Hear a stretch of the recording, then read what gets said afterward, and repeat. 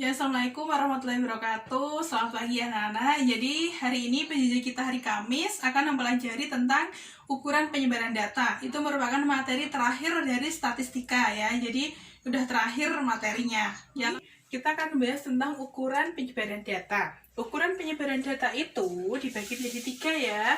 Yang pertama kita belajar tentang jangkauan. Nanti jangkauan sendiri itu ada jangkauan antar kuartil, ada simpangan kuartil. Kemudian yang kedua adalah simpangan rata-rata. Simpangan rata-rata ya. Yang ketiga itu adalah ragam dan simpangan baku. Ya, kenapa ragam dan simpangan baku jadi satu? Karena saling berhubungan. Kalau mau mencari simpangan baku harus tahu ragamnya gitu. Yang pertama kita belajar tentang jangkauan terlebih dahulu. Ya, jangkauan itu adalah selisih antara nilai tertinggi dikurangi nilai terendah atau X max dikurangi X minimum. Jadi jangkauan itu dilambangkan dengan J ya. Jadi J sama dengan X max ya dikurangi X minimum. Jadi nilai tertinggi dikurangi nilai terendah itu untuk jangkauan data tunggal ya. Ini data tunggal ya. Kalau data kelompok gimana? Kalau data kelompok ya, data kelompok itu jangkauan itu adalah selisih antara nilai tengah kelas tertinggi ya dikurangi nilai tengah kelas terendah. Jadi kalau mencari jangkauan data kelompok kita harus tahu nilai tengahnya terlebih dahulu ya. Oke, sekarang saya masuk ke contoh jangkauan data tunggal ya. Kalau contoh jangkauan data tunggal itu misal di sini saya ambil data ya. Contoh jangkauan data tunggal itu ya. Misal di sini ada data 4, 7, 3, 2, 2, 12, 11, 10 gitu ya. Terus 9, 8. Nah, kita menentukan jangkauan, kita harus tahu dulu X max-nya. X max-nya berapa? X max-nya di sini nilai tertingginya berapa? 12 ya. Nih, 12. Berarti X max-nya 12. X minimumnya nilai terendahnya adalah di sini 2. Maka jangkauannya sama dengan X max dikurangi X minimum sama dengan 12 dikurangi 2 sama dengan 10. Jadi jangkauannya nilainya 10 untuk jangkauan data tunggal. Di sini saya ada contoh untuk jangkauan data kelompok. Misal di sini diketahui usia 1 sampai 5, ada 6 dan seterusnya ada 1 2 3 4 5, ada 5 kelas. Kita cari dulu nilai tengahnya ya, XI-nya. Jadi XI atau nilai tengahnya dapat dari mana? Kita misalkan X1 berarti nilai tengah kelas pertama dari batas bawah ditambah batas atas dibagi 2 ya. 6 dibagi 2 sama dengan 3. Maka nilai tengah dari kelas 1 itu 3. Selanjutnya kita nggak usah nyari satu-satu, kita nyari panjang kelasnya saja. Panjang kelasnya itu mengurangkan batas atas kelas kedua dikurangi batas atas kelas pertama ya, sama dengan 5. Maka setiap kelas, nah ini kan kelas pertama ke kelas kedua tinggal ditambah panjang kelasnya. 3 ditambah 5 8, 8 tambah 5 13, 13 tambah 5 18 ditambah 5 23 ya. Sudah ketemu, maka nilai jangkauannya ya, jangkauannya di sini jangkauannya itu sama dengan nilai tengah kelas tertinggi, berarti 23 dikurangi nilai tengah kelas terendah ada 3 sama dengan 20. Maka jangkauan dari data kelompok ini adalah 20. Itu untuk jangkauan ya. Oke, yang selanjutnya kita bahas tentang hamparan. Hamparan itu juga bisa dikenal dengan jangkauan antar kuartil. Jangkauan antar kuartil. Ya, di sini hamparan itu dilambangkan dengan H besar seperti ini ya. Kemudian rumus hamparan sendiri, jadi mau data tunggal ataupun data kelompok sama ya, hamparan itu sama dengan Q3 dikurangi Q1 atau kuartil 3 dikurangi kuartil 1. Jadi untuk mencari hamparan kita harus tahu dulu kuartil 3-nya dan kuartil 1-nya ya. Di sini saya langsung ambil contoh untuk data kelompok ya. Untuk data tunggal saya kira kalian sudah bisa ya kalau mencari Q1, Q3, Q2 gitu ya. Jadi saya langsung ambil contoh untuk hamparan data kelompok.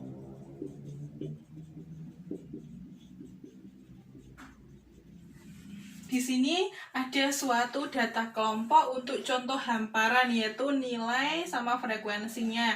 Di sini ada berapa kelas? 1, 2, 3, 4, 5, 6. Ada 6 kelas. Kita tentukan dulu panjang kelasnya. Kita mengurangkan batas atas kelas kedua, yaitu 56 dikurangi 51 sama dengan 5 ya. Kemudian kita kalau mau mencari kuartil kan harus tahu FKKS-nya ya, frekuensi kumulatif kurang dari ya. Jadi kita cari dulu frekuensi kumulatif kurang darinya.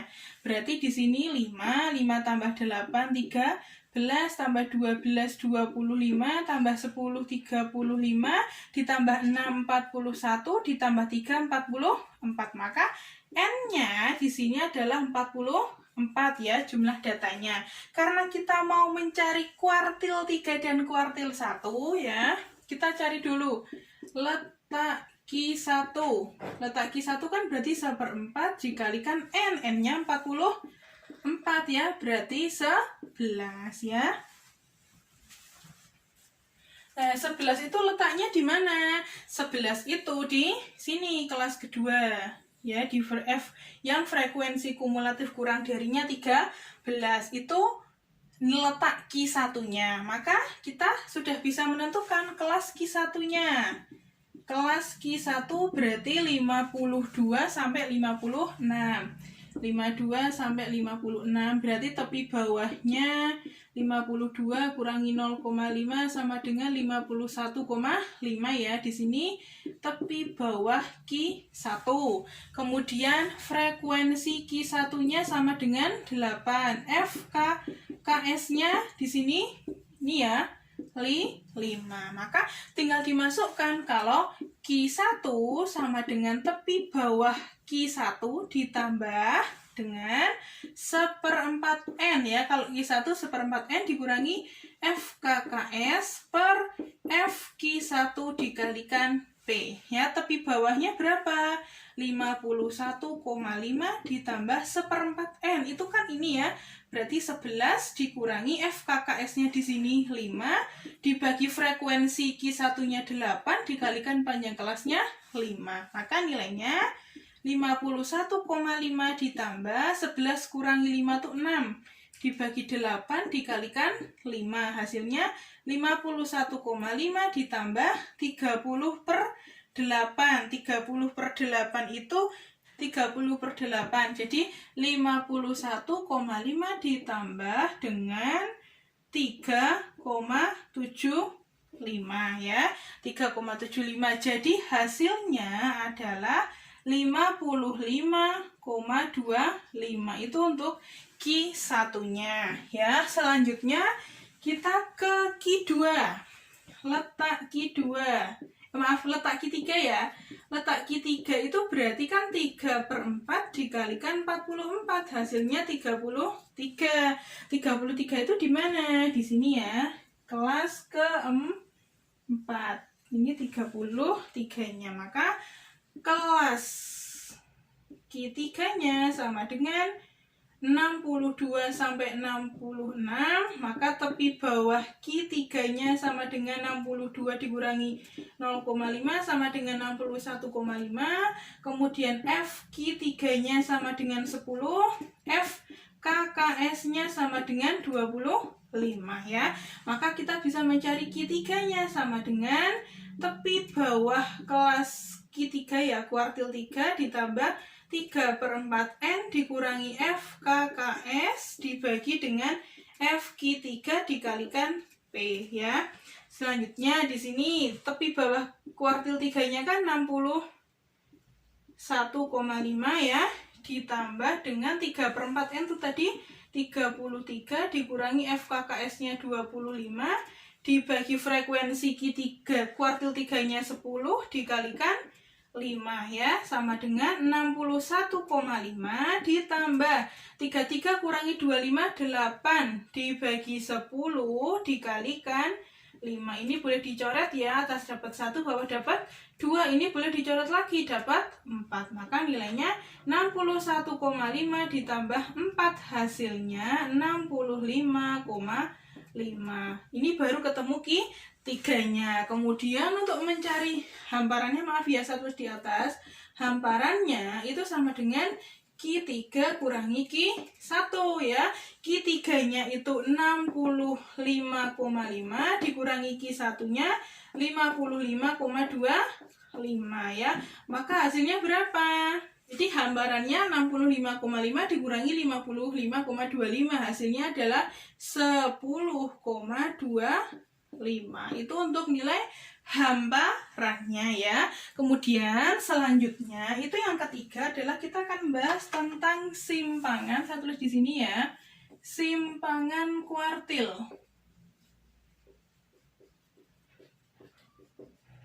Simpangan kuartil itu, jadi simpangan kuartil itu bisa disebut juga dengan jangkauan semi antar kuartil ya. Jadi boleh disebut juga dengan jangkauan semi antar kuartil ya.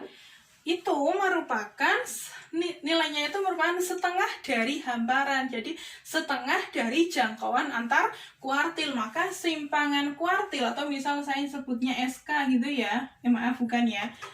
Jadi simpangan kuartil itu dilambangkan dengan QD ya. QD. Lah, QD itu sama dengan setengah kali hamparan atau setengah dikali Q3 kurangi Q1. Jadi kalau mau mencari simpangan kuartil harus tahu hamparannya. Jadi kalau mau kita ke bab 3 ini simpangan kuartil harus tahu yang hamparannya. Maka ini contohnya sama ya. Pengerjaannya langsung saja, nilai simpangan kuartilnya sama dengan setengah dikali hamparannya tadi 10,25. Hasilnya berapa? 5,125.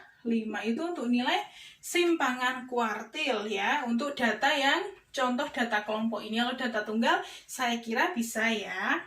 Selanjutnya kita akan bahas tentang simpangan rata-rata ya. Kita bahas tentang simpangan rata-rata. Simpangan rata-rata sendiri itu juga ada rata-rata data tunggal dan rata-rata data kelompok ya. Ada data tunggal ya, ada data kelompok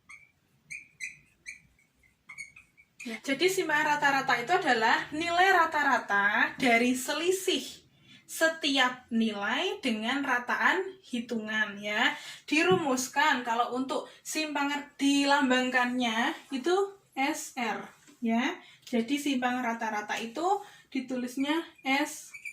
Kemudian kalau SR data tunggal itu sama dengan sigma ya, atau jumlah I sama dengan 1 sampai N dari XI data nilai data dikurangi nilai rata-rata dibagi dengan sigma jumlah dari I sama dengan 1 sampai N dari frekuensinya itu. Ya, kalau data tunggal berarti boleh ditulis dengan N saja, dibagi N ya. Kalau data kelompok ya, itu SR-nya sama dengan jumlah nilai frekuensi ya, frekuensi dikalikan dengan mutlak. Jadi maaf ya, di sini dituliskan mutlak. Kenapa? Karena nilainya selalu positif. Misal, kalau 5 kurangi 6 kan negatif 1 secara hitungan, tapi kalau diberi tanda mutlak, dia nilainya positif 1. Jadi ini nilainya selalu positif ya.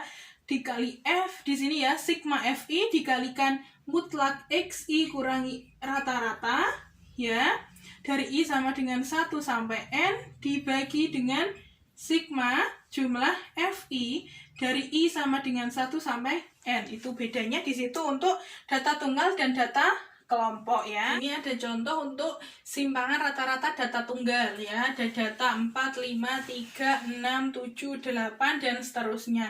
Langkah pertama kita harus cari dulu rata-ratanya ya. X barnya kita cari dulu. Caranya gimana? Dengan menjumlahkan data nilai-nilai ini ya. Jadi 4 ditambah 5 ditambah 3 tambah 6 tambah 7 tambah 8 tambah 6 tambah 9 dibagi banyaknya data 1, 2, 3, 4, 5, 6, 7, 8. Hasilnya 4 tambah 5 tambah 3 dan seterusnya itu hasilnya adalah 48 dibagi 8 sama dengan 6. Itu X barnya, rata-ratanya. Kemudian kita mencari SR ya. SR-nya kita tulis ya. SR-nya itu kan jumlah dari XI, mutlak XI dikurangi X bar. Berarti data ini, nilai datanya dikurangi rata-ratanya. Jadi di sini 4 dikurangi 6, ditambah mutlak 5 dikurangi 6, ditambah mutlak 3 dikurangi 6, ditambah mutlak 6 dikurangi 6, ditambah mutlak 7 kurangi 6 ditambah mutlak 8 kurangi 6 ditambah mutlak 6 kurangi 6 ditambah mutlak 9 kurangi 6 ya. Dibagi dengan 8 ya, jumlahnya kan 8. Nah, di sini kan ada angka yang sama ya, 6 sama 6. Boleh dihitung 2 kali mutlak 6 kurangi 6. Itu boleh ya. Jadi boleh misalkan kalau datanya 4-nya ada 10, 5-nya ada 15 dan seterusnya, itu tinggal 15 dikali mutlak 5 kurangi 6 gitu ya. Nah, di sini mutlak 4 kurangi 6 berarti 2 ya. Karena nilainya selalu positif. 5 kurangi 6 1 ditambah 3 ditambah 0 ditambah 1 ditambah 2 ditambah 0 ditambah 3 dibagi 8 ya. Nilainya berapa? 2 tambah 1, 3, tambah 3, 6, 7, 8, 9, 10, 11, 12 dibagi 8. Maka nilai SR-nya itu sama dengan 1,5. Maka simpangan rata-ratanya adalah 1,5. Contohnya seperti itu untuk simpangan rata-rata data tunggal. Data kelompok ya, diketahui ya. Ada usia dari 1 sampai 5, seterusnya ada berapa kelas? 1, 2, 3, 4, 5, ada 5 kelas ya. Kemudian frekuensinya di sini ya. Kita butuh apa saja kalau untuk menentukan SR data kelompok? Kita butuh XI, nilai tengahnya, butuh rata-rata ya. Berarti kita harus cari XI terlebih dahulu ya. XI-nya dicari dulu nilai tengahnya. 1 sama, jadi kelas pertama X1-nya 1 ditambah 5 dibagi 2 ya. 6 dibagi 2 sama dengan 3, berarti 3 ya. Di sini panjang kelasnya itu 10 kurangi 5 sama dengan 5. Berarti tambah 5 terus ya. 8, 13, 18, 23. Kita udah ketemu XI-nya. Kemudian kita cari FI kali XI-nya. Untuk apa? Mencari nilai rata-ratanya. FI dikalikan XI-nya. 6 kali 3, 18. 3 kali 8, 24. 4 kali 13 berapa? 52. 4 kali 18 di sini 64 ya. Jadi kita cari dulu rata-ratanya terlebih dahulu. Rata-rata dari ini ya, data kelompok ini. Rumusnya itu kan rata-rata sama dengan sigma Fi kali Xi dibagi sigma Fi ya, atau sama dengan 350 dibagi 25 sama dengan 14. Dah ketemu rata-ratanya. Kemudian kita nyari Xi min X bar dulu ya. Jadi 3 kurangi 14 kan min 11 dimutlak jadi 11. 8 kurangi 14 6.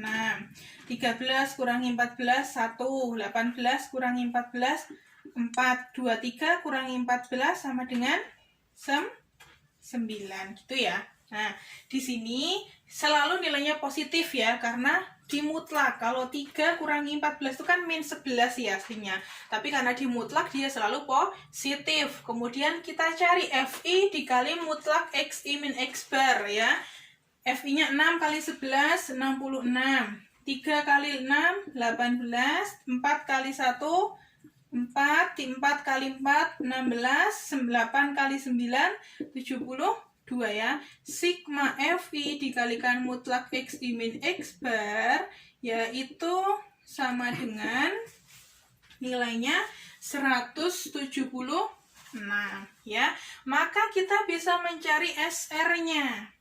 SR ya, SR itu kan sama dengan sigma FI dikalikan mutlak XI min X bar dibagi sigma FI ya, atau sama dengan ini 176 dibagi sigma FI-nya tadi 25, nilainya sama dengan 7,04.